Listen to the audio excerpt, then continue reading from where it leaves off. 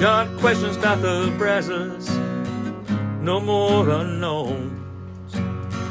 Ever wonder where that water comes from or where it goes? We're unpacking the Brazos River. Welcome back to Unpacking the Brazos River. I've convinced the Brazos River Authority's Water Service Manager, Aaron Abel, and lead hydrologist, Chris Higgins, to return for another episode because we took one too many side quests during the last episode and we didn't finish our main mission. So here's part 2. If you're listening out of order, you might want to go back one, or don't. Live your best life. Chaos is a valid choice. Welcome back, guys. How are you doing? I'm good. I'm so glad you guys were willing to come back. Absolutely. Yeah, thanks for having us. So we're just going to dive right back into where we left off. We talked about how many reservoirs there are in the state and the Brazos River Basin. We talked about the different types of reservoirs, being water supply, flood control, and in Whitney's case, a multi-purpose reservoir because it also includes hydropower. And while we talked extensively about water supply reservoirs and a whole bunch of other things, we didn't get to flood control reservoirs. So with that in mind, what is a flood control reservoir? What does that look like? In general terms, a flood control reservoir is a reservoir that has a flood pool, which can store 2 to 4 times the amount of water that it typically has in conservation pool. And the conservation pool is generally like when you see the lake is full, that means the reservoir is at the top of conservation. It's a full lake.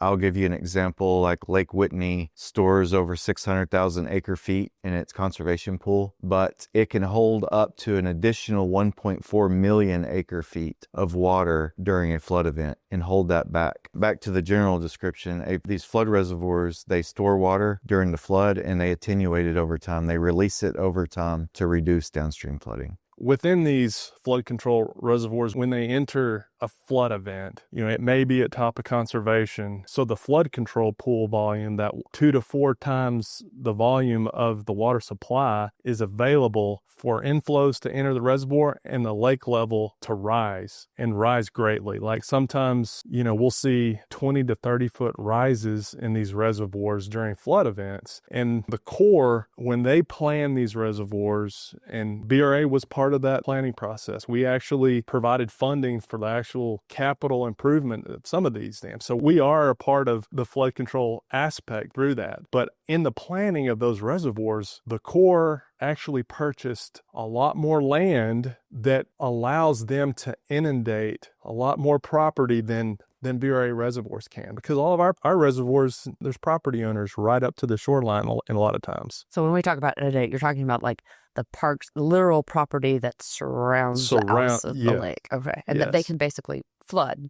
They can flood, if at Lake Waco or Lake Whitney. It was, I guess, in 2021 and in 2007 and 2015 to 2017. Those were all wet years in the spring and in parts of the summer. And a lot of the recreational facilities were out of service because they were underwater. And the flood control reservoirs were doing their job by capturing that flood water and preventing that water from going downstream. If those reservoirs weren't in place, downtown Waco would be inundated in certain flood events. The lower portion of the basin in Fort Bend County, there's over 800,000 people that live in Fort Bend County that live behind levees and are protected by levees. The flood control reservoirs are extremely important as well for a different reason, to mitigate those impacts. So at the end of a flood event, Lake Whitney or Lake Waco or Lake Belton, it may be 20, 30 feet above top of conservation. But all the rain has passed, the flows in the river downstream have lessened, and the Corps makes decisions on how to release that 2 to 4 times the volume of the water supply that's stored in the flood control to release slowly over the course of sometimes up to 2 to 3 months or more, depending on, if it rains on top of reservoirs that already have water that's stored in the flood control pool. So it's very, very different. Yeah.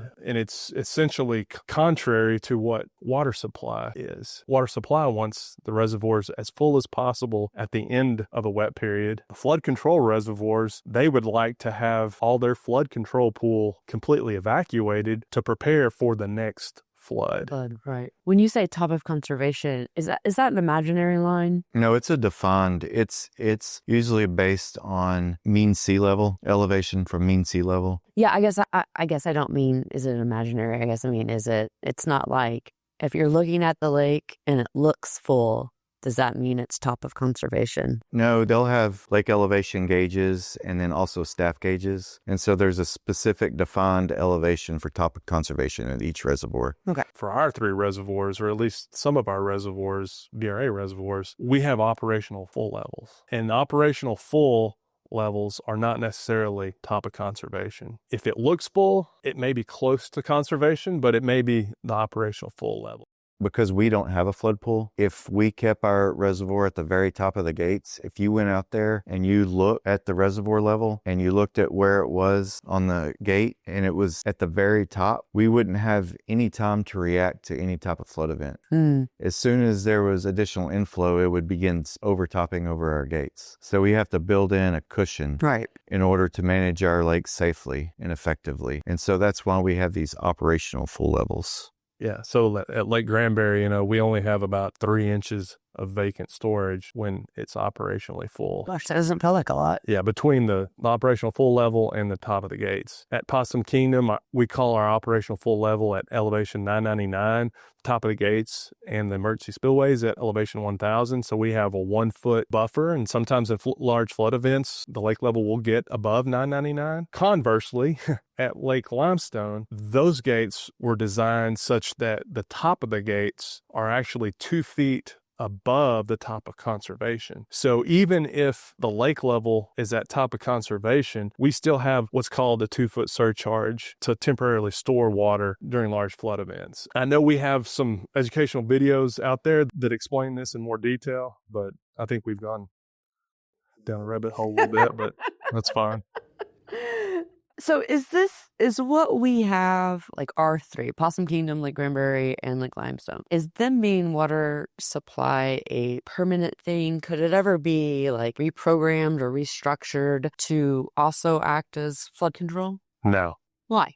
Every bit of water that is stored in the reservoirs, and when I say every bit, all the water that is stored below the top of conservation levels, we have water rights through TCQ. So the water that you see in the river and the reservoir is held in trust for the people of Texas with TCQ, and we have entities like BRA and others that go to TCQ and permit to use that water. We have contracted the water that is under our water rights. So if we were to change, or some people call reallocate from water supply to flood control, that would essentially lessen the amount of water that we can provide, and those contracts would be null and void. So we cannot just at the whim change from water supply to flood control. Legally and structurally and operationally, we just can't do that. When you originally design a reservoir, you choose your location based on what you need that reservoir for. The terrain has a big part of the selection of where you construct these reservoirs and then where you set the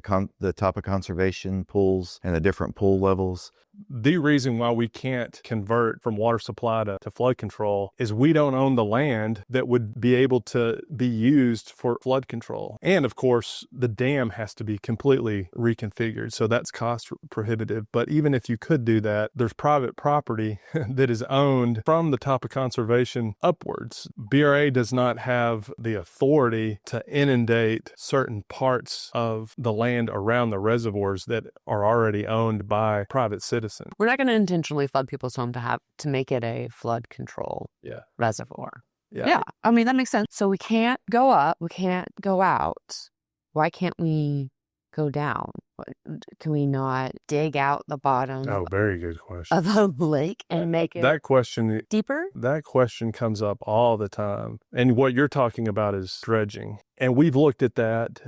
Many of our customers in certain areas of the system have asked the same question. Is like, well, it appears like there's so much mud and silt that is flowing into the reservoir. Can't we just dig it out and recoup the volume that was lost through sedimentation? So sedimentation occurs in all reservoirs. And, what happens, once you construct the dam and you have runoff, you can see the the muddy Brazos, it can be full of silt sometimes and in mud, and that water will flow into a reservoir, and then the silt settles out. And so you have a loss of volume due to sediment load. And that does happen. It's cost prohibitive because it takes so much diesel and there's permitting involved. What do you do with the silt? How do you transport it, or do you transport it? And we've looked at the costs, and data collected over the last several years, we've seen costs of upwards of $25,000 to almost $100,000 per 1 acre foot. In many of the reservoirs, over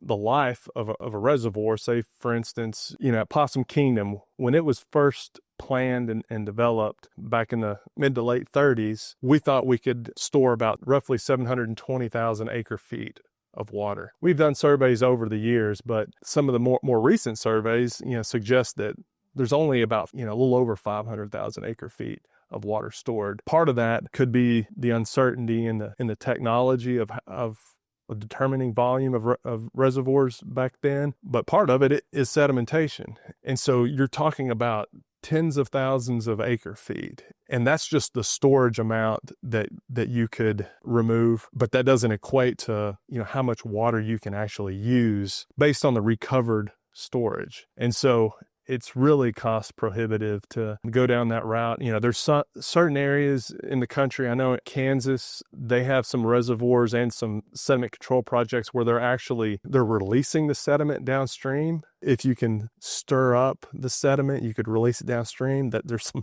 pretty major environmental impacts to that, but nothing has been talked about like that in Texas, to my knowledge. They've had some dredging projects, but they're very small bodies of water. They're not these, what we called earlier in the podcast, big waters. I think there's a small reservoir in San Angelo. The whole reservoir was about 3 feet. You could walk out in the middle of the reservoir and just stand there, but it's a small, like terminal storage type reservoir. There's been several reservoirs where over the years we've noticed some increased sedimentation. We've done some studies, determined that, there's been some land use changes or there could be land use changes to prevent the sedimentation. So it kind of depends on the future. Right now we don't have any reservoirs that we're monitoring that shows significant sedimentation above and beyond what has been considered normal. Okay. But again, like Chris said, what we're talking about is big water, big reservoirs, not your stock tanks or not your smaller reservoirs that dredging could be feasible on a much smaller level. Yeah. So roughly every 10 to 15 years, we have a volumetric survey performed on our reservoirs. And so we can compare past volumetric surveys and be able to make an assessment of what of the amount and volume of sediment has been deposited in our reservoirs over that time. And it'll give us a good idea of what the sediment rate is. And it can vary because one big large storm can bring in a lot of sediment. So it depends on, the magnitude and then the number of large storm events that you've had over time. So we make this determination on like an average annual sediment rate so we can do future projections and plan for that. And like Aaron said, none of our reservoirs, what we're seeing, has a significant sedimentation issue. We've seen changes over time. Lake Granger used to have a pretty high sedimentation rate, but I think that was a result of land use changes. They used to have a lot of row crops and farming up in the watershed of Lake Granger, and I think there's been a lot of development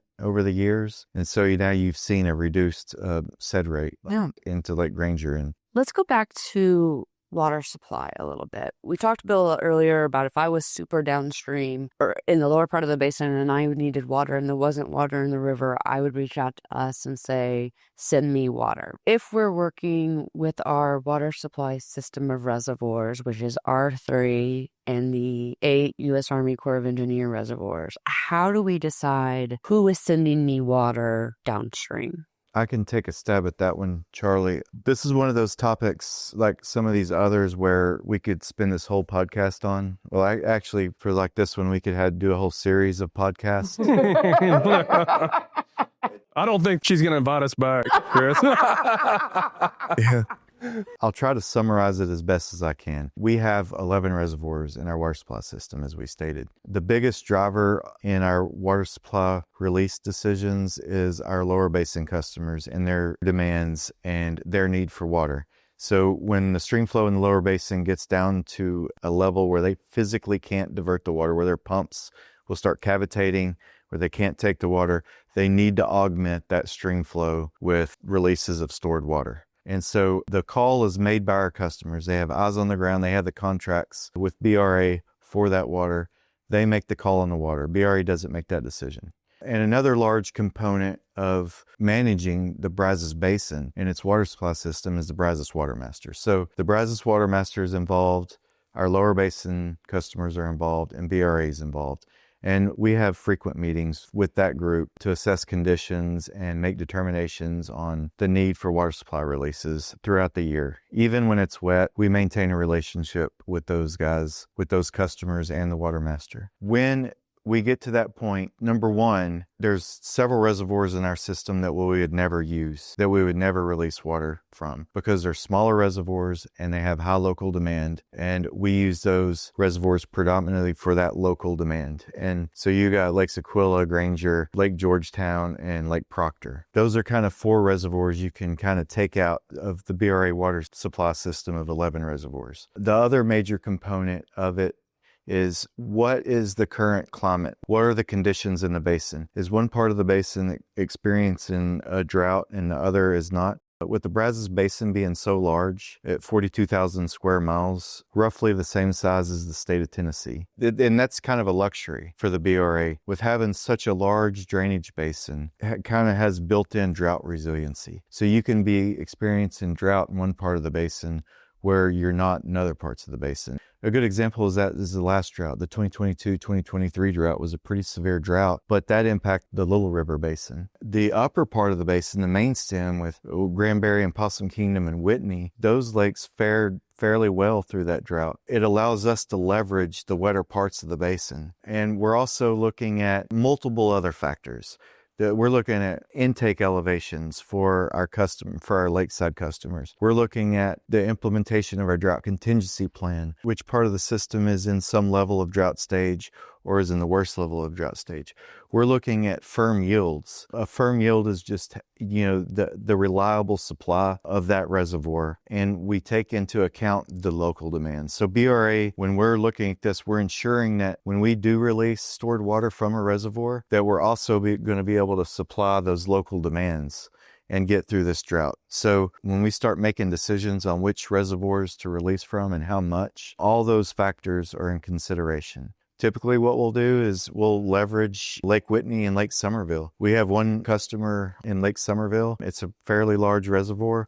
Lake Whitney, we have essentially no local demand. There's one lakeside customer. It's a very small customer. We'll use those reservoirs first. And then as we propagate through the drought, we have modeling tools, we have forecasting tools that we're constantly running. We're constantly looking at the impacts to our reservoirs of making these downstream water supply releases, essentially trying to optimize the system. We're trying to manage it the most effectively, be able to efficiently and effectively supply all of our customer base with the water that's under contract, throughout the basin. And so there's a lot of decisions, a lot of factors, and it's not just one person. We'll go in and draw up scenarios, and then we get together and we bounce these ideas off and we come up with a plan. And the plan is constantly being adapted and it's constantly being adjusted, and Mother Nature is a big driver in that. That's pretty much the process, like in a nutshell. To be able to sit down and really explain it, like I said, would take some time, but I think that kind of captures the essence of how we manage our water supply system during droughts. Yeah, no, I thought it was a good recap. Yeah. The Brazos Water Master Program is a program within the Texas Commission on Environmental Quality. That program manages the diversions and all the constraints that are within everybody's water rights. So not just BRA's water right, but all the other water rights from Possum Kingdom all the way down to the coast. That program was implemented in 2015, but we coordinate really, really closely, as Chris said, with both the Brazos Water Master staff and our customers in the lower basin, specifically for the releases and demands that are associated with that part of the basin. Now, we also coordinate with the other customers throughout the basin as well. And as Chris said, Lake Proctor is an area that is different than, Lake Aquila. So Lake Proctor, we have a group of 20 to 25 farmers that are immediately downstream, and we release water for them. We have lakeside customers at Proctor. At Lake Aquila, we have other customers that divert directly from the reservoir. So all of the use of our water gets funneled through the water master. They're the final say in how the water resources in the Brazos Basin gets utilized amongst the water rights and the BRA contracts. They're the regulatory entity that oversees the water rights within the basin, including the BRA. So it's during these conversations that we would tell the U.S. Army Corps of Engineers, for instance, hey, we need you to release water from Lake Whitney downstream. When our lower basin customers and the water master determine what the needed magnitude of release is going to be, we determine which reservoir to release it from and how much, because we also have to account for channel losses. So if they request, say, 100, we have to release more than 100 to account for the water that's going to be lost when it's released from the lake down to their diversion point. Wait, why is water being lost? For a multitude of reasons. You have evaporative losses, you have vegetation that's sucking up water, you have bank storage losses. And there's also riparian rights, domestic and livestock. So there's smaller diverters that have superior rights, senior rights to that water. There's various different reasons why you're going to experience channel losses. When our lower basin customers make a call for water, we determine the magnitude and the timing of that release.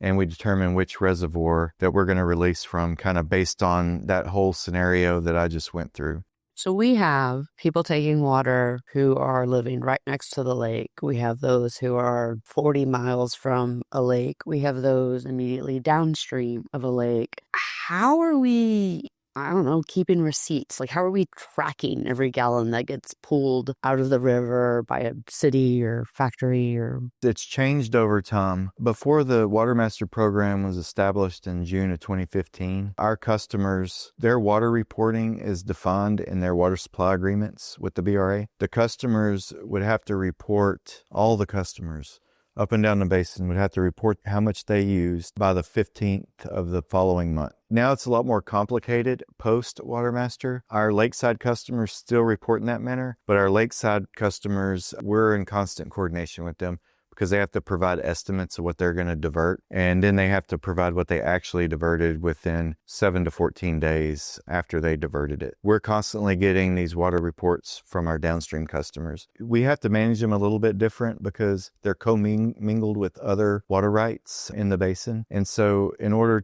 for the water master to be able to effectively manage the water supply system, they need to know who's taking water and when. So senior water rights and downstream water rights aren't impacted and impaired. And so that's kind of the main function of the Water Master program, is to manage those contracts and water rights and make sure that we're abiding by the prior appropriation system, the first in time, first in right, and the water right holders are getting the water that's afforded to them through their water rights. Yeah. Okay. You mentioned receipts. Mm-hmm. We probably take multiple receipts almost every hour. Yeah. We have multiple tools that are required for the Water Master process, and it's basically data management. We convey, like Chris said, all the projections and the estimates and the actual use, and then the Water Master takes that information and they have their own Water Master database that they use to track and document. So there's a lot of data management, a lot of phone calls, a lot of emails. Like Chris said, it's gotten way more complicated over the years, and it'll continue to be more and get more complicated over the years. Is that good that it's getting more complicated? It has its positives, definitely. I mean, our system is being looked at under a microscope now, when before it wasn't. They have boots on the ground. The Water Master is a team. It's a group of people, like Aaron said, under the umbrella of TCEQ. They have, the Water Master and the Water Master deputy, but they also have the field deputies that go out and have boots on the ground that are checking meters, making sure there's no illegal diverters. The efficiency of managing our water supply system has probably improved under the water master. Yeah. When there are illegal diverters, or when there's circumstances where there's a dispute over whether someone should be diverting or not diverting, now we have someone in our basin that can come in and manage those resources. And I think it's positive. Well, you mentioned, that this puts more of a microscope on the water supply in the Brazos River Basin. And, I feel like that has a negative connotation. But the reality is we have this huge population increase that is continuing to happen across the basin. And if we're not monitoring every little bit of water that's happening out there, how do we not better ensure that everyone's getting the water that they need and are depending on for their day-to-day stuff? So yeah, no, I can see how that would be really important. Yeah. Has the BRA and the U.S. Army Corps of Engineers always worked together in this capacity? Chris and I have only been here, 18 to 20 years, but obviously over the course of that time, we've had a very close relationship with the Fort Worth District Army Corps of Engineers. Corps of Engineers is divided among districts, divisions, and then the headquarters that's in Washington. But, we work with the Fort Worth District. Honestly, I think with our development of Possum Kingdom in the late 30s and early 40s, there was conversations between BRA and the Corps of Engineers then. They were in the midst of planning Lake Whitney at that time, and Lake Whitney was the first Corps reservoir to be constructed. And my understanding that we've had a good relationship with the Corps for roughly almost 90 years. Yeah. And you almost have to. Because 8 of our reservoirs in the BRA water supply system are core reservoirs. We share reservoir data daily with them. We have and I don't know how long that goes back. They collect all their releases and evaporative losses and inflows into their reservoirs, which is an important component and data that we need to be able to manage our system effectively. And we share our data with them. Yeah. And so it's more than just requests and releases. We pay O&M, operation and maintenance, on those 8 reservoirs. Okay. And so we meet frequently. They give us updates on projects and repairs to their dams and dam structures because those impact us. There's very close coordination with the BRA and the Corps on multiple different levels. Yeah. Earlier we talked a little bit about the lake levels fluctuating, whether it's in drought or during rainy season. Does this mean there's no such thing as a lake that stays the same level all the time? There may be what you consider constant level lakes in certain areas, but not in the Brazos Basin. Okay. There are no constant level lakes in the Brazos Basin. And there was a big misconception with Lake Granbury for years because we did have hydropower at Lake Possum Kingdom all the way up into 2007. Those hydropower releases helped keep and maintain Lake Granbury at a fairly constant level, although it fluctuated some. But it never was a constant level lake. In order to have a constant level lake, you would have to have a large water supply upstream of your reservoir, which in some cases we do, but these are water supply reservoirs. They were built and intended for water supply. I don't want to get kind of off track, but LCRA, they've been mistaken to have constant level lakes. But no, the Brazos River Basin does not have any constant level lakes and never has and never will. Okay. We've talked about a lot. Is there anything that we've left out that you guys, feel it's really important for people to know about water supply reservoirs, flood control reservoirs, or just? I think this podcast, I know there's twists and turns to this podcast, but it'll give the listener a really good idea of, and I mentioned this before, how I wouldn't say complicated, but how much communication, how much coordination, and how much effort it takes for raw water stored in a BRA reservoir or flowing down the river to get to your faucet. Yeah. And so I think hopefully folks will tune in. Yeah. It's got a lot of really good information. And there's a whole lot that we didn't have time to really fit in or discuss, and kind of the things that we do, the other things that we do to help maintain and manage the BRA water supply system. Oh, I've made a list. I mentioned like 3 or 4 different things that I was like, this might be good individual podcast episodes. Yeah. And we didn't even get into our system operations permit and the level of staff effort in maintaining Yeah. the water accounting plan, and like Aaron said, coordination with your department, Charlie, with the Public Information Office, and all the questions that y'all fill to help keep the BRA transparent. And we're not hiding anything. We lay everything out on the table, and you can pick up what you can, what you want to, leave it on the table. Ask us anything and we'll give you a straightforward answer. So I appreciate what your department does too in getting this message out and the other ways that y'all get information out to the public. So thank you, Charlie, for having us. Yeah, no, I appreciate you guys both for coming on and being a part of this. It's easy to look at receding shorelines and think the world is ending, but a dropping lake level isn't a failure. It's the sound of a system doing exactly what we built it to do, keeping the lights on and the taps running when the Texas sun is trying its best to bake us into a crisp. The Brazos is a wild, moody stretch of water, and we're just the ones lucky enough to borrow a sip.